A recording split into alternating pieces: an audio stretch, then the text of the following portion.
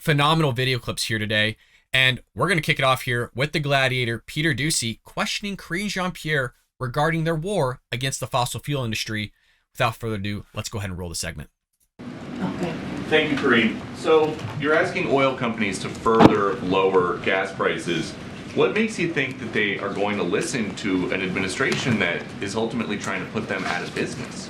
How is the administration trying to put them out of business? We're going to pause it there because this is truly astonishing.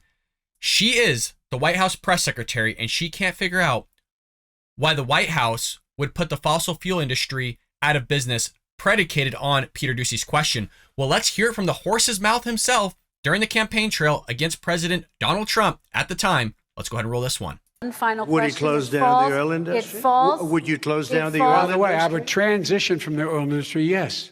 Oh, I will that's transition. a big statement. It is a big statement That's a big because statement. I would stop Why would you do that? because the oil industry pollutes significantly. I see. Here's the deal, but That's you a can't big do statement. that. Well, if you let me finish the statement, because it has to be replaced by renewable energy over time, and I'd stop giving to the oil industry. I'd stop giving them federal subsidies. He won't give federal subsidies to the gas. Excuse me, to solar and wind. Yeah. Why are we giving it to oil industry? We actually do All give right. it to solar and wind.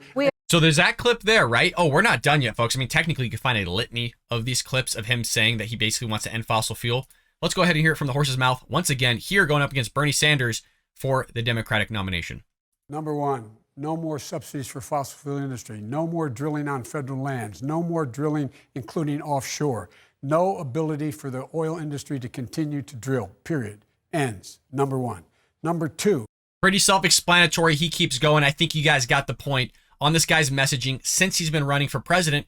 But his own White House press secretary can't figure out the question. She doesn't understand why Peter Doocy would ever say anything like that, you guys. Why would they get rid of fossil fuels? I don't know, maybe because the guy said it multiple times. It was a campaign promise. Everything he's been doing, even before Putin invaded Ukraine, was going against the fossil fuel, which is why prices increased at the pump 40%.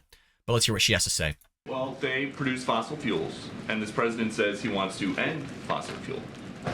So look, you kind of asked me this question yesterday, and here's where we would say U.S. oil production is up and on track to reach a record high next year. We've seen that from from when we see their profit margins. It's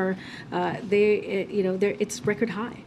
And so, in fact, the United States has produced more oil in President Biden's first year than under Trump's administration's first year. But at the same time, oil companies are raking in record profits, while more than 9,000 approved drilling permits remain untapped by the oil industry. There is no shortage of opportunity or incentive for oil companies to ramp up production. This is something that they can. Did you just hear what she said? Incentive to ramp up production? Like, there's basically no issue with it. We'll just let them go. Totally contradicts what the president was saying during his campaign. He wants to get rid of fossil fuel. He wants to transition away. Even if you had those leases and permits issued, which we all know that some of those, there's no oil there. They do it for competition, which we talked about at length on the Bald Brad show. So why would you ever go invest that type of money when you know that you have an administration that's going to do everything they can to try and stop you from making that money? They're making you seem like the bad guy because you have these enormous profits, of which you just had enormous losses during COVID-19 because you had the government shut you down. So it's just amazing here that you saw it from the horse's mouth himself, and this is the mouthpiece of that horse that's somehow spinning this and just doing it. So I just hope that we do something a little bit different here by contrasting Joe Biden to his White House mouthpiece. Actually do. It is available to them. They can do this. And also, they are getting the profits. And so because they're getting, I just showed 60 cents on the chart, more profit, right, that we're seeing, more higher costs that we're seeing than what retailers are paying at the pump. They can bring that down. They've done it before. You saw that at the chart in the beginning. They were able to bring prices down. And one more that folds in the president's top domestic priorities. In Georgia, the president's endorsed candidate for governor, Stacey Abrams, is suggesting that one way to mitigate the effects of inflation is to get an abortion. Does President Biden agree? I did not see her comments on this, so I don't know the context of this. Again, I want to be careful because this is a political debate, and it's related to a midterm, an election. I'm not going to comment on that.